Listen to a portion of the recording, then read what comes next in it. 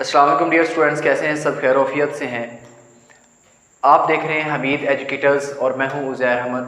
बेटा, हम जो पहले डिस्कस कर चुके हैं वो कुछ बायोलॉजी की ब्रांचेस हैं। पहले चैप्टर में से डिवीजन्स को देखा है, ब्रांचेस को देखा है। तो हमने जो ब्रांचेस को देखा है, ब्रांचेस में बेटा उनको आपको फिंगर टिप्स पे रिवाइज किया देता हूँ। बेटा हमारे पास मॉर्फोलॉजी है, एनाटॉमी है, हिस्टोलॉजी है, सेल बायोलॉजी है, फिजियोलॉजी है, जेनेटिक्स है, एम्ब्रियोलॉजी है, टैक्सोनॉमी है, पैलियोंटोलॉजी है, इन्वायरमेंटल बायोलॉजी है, सोशल बायोलॉजी है जिसके अंदर सोशल बिहेवियर्स हमने डिस्कस किए थे। और बेटा हमारे पास पैरासाइटोलॉजी है, बायोटेक्नोलॉजी है, इम्यूनोलॉजी है, उसके बाद एंटोमोलॉजी और last one is known as pharmacology. ये जो दो लास्ट वाली रह गई ना जो मैंने बोली है, इम्यूनोलॉजी के बाद जो हमने बोली है, जो हमारे पास है एंटोमोलॉजी और उसके बाद है फार्माकोलॉजी। ये जो एंटोमोलॉजी और फार्माकोलॉजी ये दो रह गई, हम इसको डिस्कस करेंगे और उसके बाद हमारा फिर एक लॉन्ग क्वेश्चन आ जाएगा जिसको हमने डिस्कस करना है आज। चलिए देखते हैं, हमारे पास जो लास्ट दो है, एंटोमोलॉजी है, this is the study of insects. अच्छा, हम इसके अंदर जो है वो सिर्फ और सिर्फ इंसेक्ट्स को डिस्कस करते हैं, कीड़े मकोड़े, हशरात को डिस्कस करते हैं। हशरात की जो हमने एक बलैदा से ब्रांच बनाई हुई है जिसके अंदर हम सिर्फ हशरात को डिस्कस करेंगे। That branch of biology in which we deal with the study of ants, है ना, हशरात। तो ये एंटोमोलॉजी को आप आंट से याद कर सकते हो। एंटोमोलॉजी आंट्स, आंट्स में तो मतलब जिसके अंदर इंसेक्ट्स हैं, हशरात है, तो हशरात के बारे में डिस्कस करते हैं। नेक्स्ट बेटा हमारे पास है फार्माकोलॉजी। तो फार्माकोलॉजी क्या है? This is the study of drugs and there effects and there effects on human body. तो फार्माकोलॉजी बेटा एक ऐसी बायो की ब्रांच है जिसके अंदर ड्रग्स के बारे में, मेडिसिन, अदवायात के बारे में पढ़ा जाता है, जो कि ड्रग्स और उनका इंसान की बॉडी के ऊपर, ह्यूमन बॉडी के ऊपर इम्पैक्ट, असर क्या है, क्या असरात हैं, उन असरात के बारे में पढ़ेंगे तो वो क्या हो जाएंगी, वो हमारे पास हो जाएगी फार्माकोलॉजी। ओके, नेक्स्ट बेटा स्टार्ट करते हैं। हमारे पास जो एक लॉन्ग क्वेश्चन है इस बायोलॉजी के फर्स्ट चैप्टर में से, जो कि बहुत इंपॉर्टेंट भी है। इस अगर हम देखें एग्जामिनेशन के पॉइंट ऑफ व्यू से, आपके जो एग्जाम्स है, तो हम उसको नाम देते हैं the relationship of biology with other sciences. Relationship of biology with other sciences, यानी कि बायो का दूसरे साइंसी अलूम। साइंसी रूम दूसरे कौन कौन से हैं? जैसे कि केमिस्ट्री है, फिजिक्स है, जैसा कि उसके बाद मैथ है, उसके बाद जियोग्राफी है, उसके बाद लास्ट पे इकोनॉमिक्स है। इनके साथ कुछ रिलेशन है, कुताल। हमें बायो को जब डिस्कस कर रहे हैं तो हमें कुछ दूसरी ब्रांचेस पढ़नी पड़ेंगी। अगर पढ़नी पड़ेंगी तो क्यों, नहीं पढ़नी पड़ेंगी तो क्यों नहीं पढ़नी, पढ़नी है तो किस वजह से पढ़नी है, बायो के अंदर वो कहाँ पे वो काम आएंगे हमें, मतलब कहाँ पे बायो के अंदर उसकी एप्लीकेशंस, यूज़ कहाँ पे होगा, हमने वो डिस्कस करना है। ओके बेटा, हम डिस्कस करने लगे हैं कि हमारे पास जो relationship of biology with other sciences, बेटा इसको हम एक और नाम देते हैं, इसको कहते हैं इंटर डिसिप्लिनरी साइंसेस।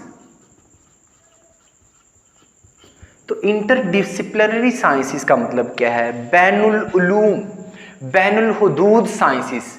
अच्छा, बैनुल हुदूद साइंसेस या बैनुल उलूम साइंसेस से क्या मुराद है? इसका मतलब ये है कि जो बायो है, अगर हम ये अकेली डिस्कस करेंगे ना, अकेली बायो की पढ़ेंगे तो हमें बहुत अक्सर सारी जगहों पे हमें इसके अंदर मुश्किलात होंगी। हमें अगर बायो के साथ हमने मैथ नहीं पढ़ी तो हमें बहुत सारी जगहों पे मैथ का जहाँ पे अगर हमें एप्लीकेशन इस्तेमाल करना है तो वहाँ पे हमें मुश्किल आएगी बायो के अंदर। तो इसीलिए बायो के साथ दूसरी साइंसी अलूम पढ़ने हमें चाहिए, मतलब पढ़ने पढ़ते हैं, और उसी को हम इंटरडिसिप्लिनरी साइंसेस कहते हैं और उसी को हम कहते हैं relationship of biology with other sciences. हमें डिस्कस करने हैं। अगर जब डिस्कस करेंगे तो आपको पता चलेगा कि बेटा ये जो बायो के साथ फिजिक्स क्यों ऐड की है, बायो के साथ हमने केमिस्ट्री को ऐड क्यों किया है, बायो के साथ हमने मैथमेटिक्स को ऐड क्यों किया है, बायो के साथ जियोग्राफी दो वर्ड्स हैं, इसको डिस्कस करते हैं, और बायो इकोनॉमिक्स को हमने क्यों ऐड किया है। चलिए स्टार्ट करते हैं बेटा। हमारे पास सबसे पहले है बायोफिजिक्स। सबसे पहले इसकी डेफिनेशन देखते हैं कि डेफिनेशन इसकी क्या है। Biophysics, bio mean living organism, तो फिजिक्स क्या होगा, फिजिक्स के अंदर हम फिजिक्स के बारे में डिस्कस करेंगे, बायो को फिजिक्स के साथ मिक्सअप करके, है ना। तो शेक बना के इसका डिस्कस करेंगे इसको। This is the study of the principles of physics. तो फिजिक्स के ऐसे प्रिंसिपल्स हैं, प्रिंसिपल्स मतलब कानून फिजिक्स के हैं, which are applicable to the biological phenomena, जो कि जिंदा जानदारों के ऊपर एप्लीकेबल हो रहे हैं, लागू हो रहे हैं, उन वाले कवानीन का मुताला करना भी हमें पड़ता है। आप अगर फर्ज करो आप अभी बायो पढ़ रहे हो, आपका जहन माइंड सेट अभी से है मैट्रिक्स से बेटा कि आपने सिर्फ बायो को लेके चलना है, बायो को पढ़ना है। अभी आप फिजिक्स भी साथ पढ़ रहे हैं तो बायो फिजिक्स, आप अभी मैथ भी साथ में पढ़ रहे हैं तो बायो मैथ, आप बायो केमिस्ट्री भी पढ़ रहे हैं तो बायो केमिस्ट्री। अगर आप आगे बेटा एफएससी में जाएंगे तो फर्दर आपको क्या पढ़ना, बायो के साथ आपको क्या करना पड़ेगा, फिजिक्स को भी पढ़ना पड़ेगा, केमिस्ट्री। फर्दर आप आगे जाएंगे तो कहीं पे थोड़ा बहुत टच आपको स्टार्टिंग से टच इसीलिए दिया गया है कि आप बायो जब पढ़ रहे हैं तो उसके अंदर फिजिक्स के आने वाले जो कानून है वो आपके जो जहन में रहें और आप उनको क्या करें, एप्लीकेबल उनको कर लें। चलें देखें जरा study of principle of physics है बेटा, तो जो कि बायो के अंदर यूज हो रहे हैं। बायो के अंदर कहाँ पे यूज हो रहे हैं, जैसे कि अगर हम यहाँ पे एक एग्जांपल लें, एग्जांपल यहाँ पे हम लेते हैं कि जैसे कि जो लीवर का कानून है, और लीवर का कानून और इंसान के अंदर जो जॉइंट्स हैं, कुछ जॉइंट्स ऐसे हैं जो उस फिजिक्स के लीवर के कानून के मुताबिक, अगर हम ये एल्बो की बात करें, नी जॉइंट, तो इंसान की जो नी जॉइंट है ये बिल्कुल उसी लीवर के जो लॉ है उस लीवर के लॉ के मुताबिक काम कर रहा है। तो वो लीवर का लॉ भी जो है वो इसी तरह से है और इंसान के जॉइंट्स हैं वो उसी तरह से वर्क कर रहे हैं। तो ये है बायो फिजिक्स। और बेटा बायो के अंदर बहुत सारी जगह पे आप आगे पढ़ेंगे फर्दर जाके कि बायो के अंदर आपको लॉ ऑफ थर्मोडायनामिक्स भी आप पढ़ते हैं। अब लॉ ऑफ थर्मोडायनामिक्स आप जब सोचेंगे, थर्मोडायनामिक्स एक टॉपिक है फिजिक्स का, हम इसको यहाँ पे, तो एनर्जी का रिलेशन जब आप बायो के साथ करवाएंगे तो एनर्जी को हम डिस्कस करते हैं फिजिक्स के अंदर, और बायो जो है उसके अंदर हमें जब एनर्जी को पढ़ना होता है तो हमें वो सारे लॉज पढ़ने पड़ते हैं जो हमने फिजिक्स के अंदर डिस्कस किए। होप्स हो कि कुछ समझ आ चुकी होगी बायोफिजिक्स की। फर्दर हम चलते हैं बायोकेमिस्ट्री के ऊपर। What is meant by biochemistry, दो बेटा चीजें हैं, एक तो बायो है बायोलॉजी और दूसरा केमिस्ट्री। तो बायोकेमिस्ट्री मतलब हम केमिस्ट्री के अंदर this is the study of reactions, हम इसके अंदर जो एक मादा है उसके बारे में पढ़ते हैं और फर्दर उसके रिएक्शंस के बारे में डिस्कस करते हैं। और जो बायो है this is the study of life, तो ये लाइफ है, यानी कि लाइफ के अंदर जो रिएक्शंस हो रहे हैं। This is a study of chemistry of different compounds and process occurring in the living organisms। तो डिफरेंट कंपाउंड्स के बारे में पढ़ा जाता है, डिफरेंट। अच्छा इसके हम एक एग्जांपल लेते हैं बायोकेमिस्ट्री की कि अच्छा पहले ये देखते हैं कि बायोकेमिस्ट्री है क्या। बायोकेमिस्ट्री बेटा ये केमिस्ट्री और बायो का एक रिलेशनशिप है। लिविंग ऑर्गेनिज्म जितने भी जिंदा जानदार हैं उनके अंदर मैनी रिएक्शंस, 1000 रिएक्शंस जो लिविंग ऑर्गेनिजम्स के अंदर हो रहे हैं। अब वो जो रिएक्शंस हो रहे हैं लिविंग ऑर्गेनिजम्स के अंदर हो रहे हैं, लाइफ के अंदर हो रहे हैं, तो लाइफ के अंदर अगर रिएक्शंस को डिस्कस करेंगे तो बायो, और रिएक्शन की स्टडी क्या हो जाएगी, केमिस्ट्री, तो बायो केमिस्ट्री। जैसे कि अगर आप यहाँ पे एक एग्जांपल लें, यहाँ पे बेटा जो एग्जांपल है जैसे कि फोटोसिंथेसिस,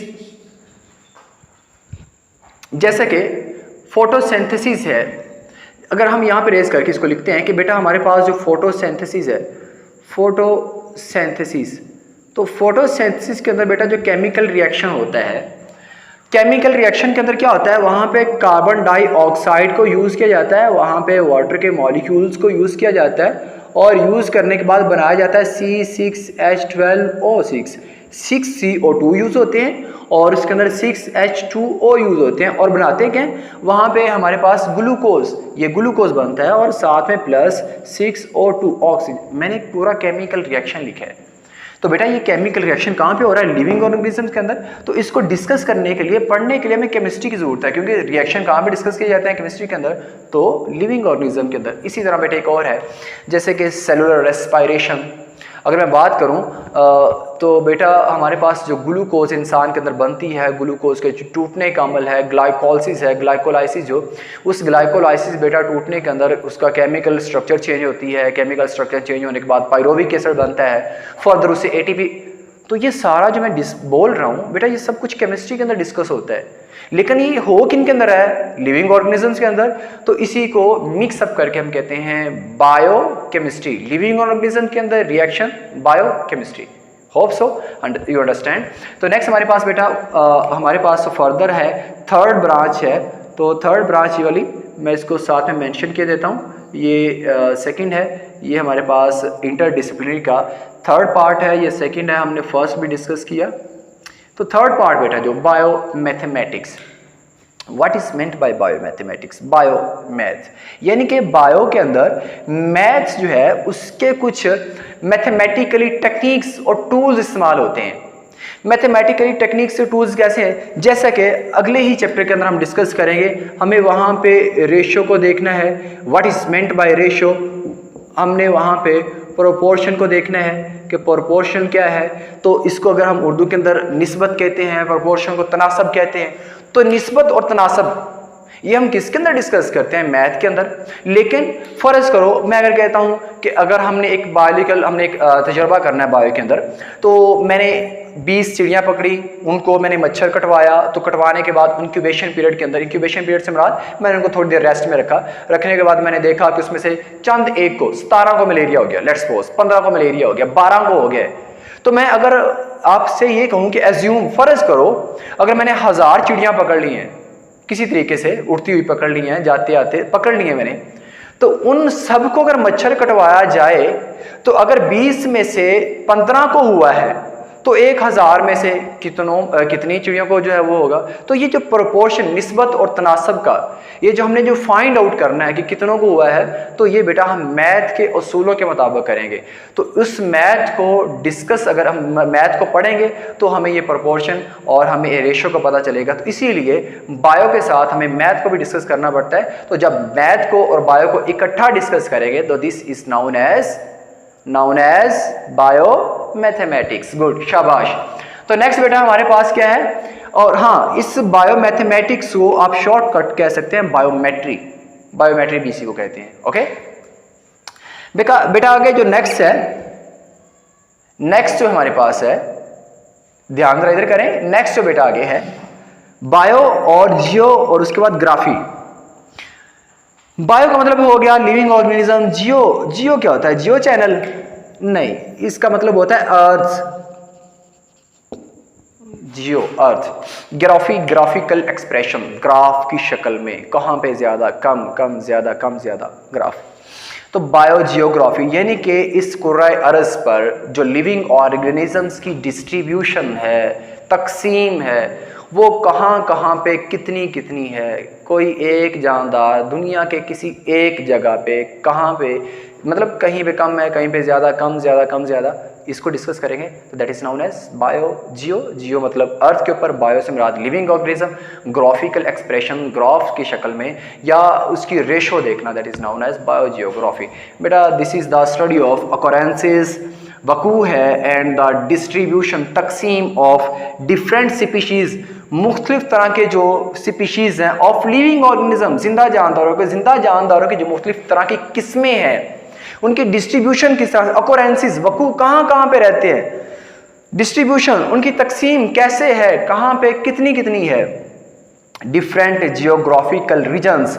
तो इस दुनिया के ऊपर जियोग्राफिकल रीजन्स, वो वाले जियोग्राफिक रीजन्स को जियोग्राफिकल रीजन कहते हैं जहाँ पे लिविंग ऑर्गेनिज्म जिंदा रहते हैं।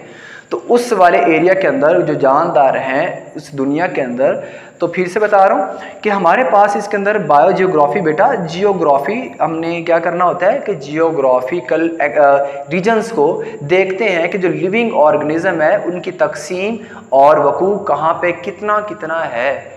तो मतलब हमें इसके अंदर ज़मीन के बारे में डिस्कस करना पड़ता है, जियो के बारे में पढ़ना पड़ता है, जियोग्राफिकल रीजन्स के बारे में देखना पड़ता है। लेट्स सपोज कि अगर एक ऑर्गेनिज्म कहीं पे उसकी खुराक की दस्तयाबी की वजह से वहाँ पे ज़्यादा है, तो हो सकता है वो ऑर्गेनिज्म दुनिया के किसी दूसरे एरिया के अंदर जहाँ पे उसकी खुराक मुनासिब नहीं है, जहाँ पे उसका एनवायरनमेंट मुनासिब नहीं है, वहाँ पे कम होगा। तो यहाँ पे निस्बत ज़्यादा, यहाँ पे कम है। तो ये जो लिविंग ऑर्गेनिज्म को देखना कहाँ पे ज़्यादा है, कहाँ पे कम है, तो इसको डिस्कस करने के लिए हमें उसका जियोग्राफिकल रीजन्स को डिस्कस करते हैं। तो this is known as biogeography. Next बेटा हमारे पास जो है बायो इकोनॉमिक्स। इकोनॉमिक्स का मतलब क्या है, क्या मतलब होता है इकोनॉमिक्स का? एक सेकेंड के लिए सोचें, what is meant by economics.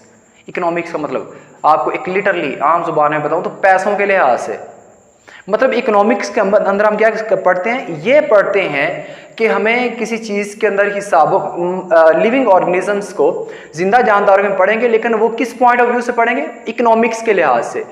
उसके अंदर मतलब मुआशी लिहाज से, पैसों के लिहाज से, कि कोई लिविंग ऑर्गेनिज्म हमने अगर कहीं पे लेट्स सपोज हमने कोई फसल लगाई है, हमारे ऊपर खर्चा कितना आया, खर्चा आने के बाद हमने जब फसल उस फील्ड को काटा, काश किया, करने के बाद जब हमने उसको सेल किया तो उसमें से हमें कितना प्रॉफिट, नफ़ा नुकसान निकालने के लिए हमें साथ में कैलकुलेशंस का हिसाब जो किताब है that is known as bioeconomics. कैसे डिस्कस करते हैं, द स्टडी ऑफ ऑर्गेनिज्म, तो लिविंग ऑर्गेनिज्म के बारे में पढ़ना from economical point of view, economical मुआशी लिहाज से।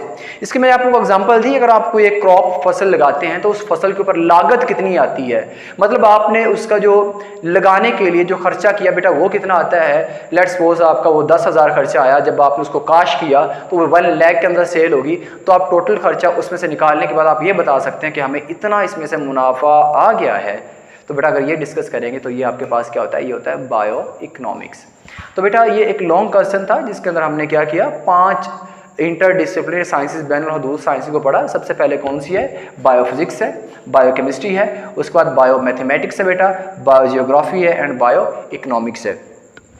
तो बेटा ये आप इसको दोबारा से जो है ना वो देख लीजिए, स्क्रीनशॉट ले लें इसका और अपने पास सेव कर लें। तो ये एक लॉन्ग क्वेश्चन है बेटा। आज के लिए इस वीडियो में इतना ही था, नेक्स्ट मिलते हैं नेक्स्ट वीडियो के साथ, नेक्स्ट टॉपिक के साथ। आज के लिए इतना ही, अल्लाह हाफिज़।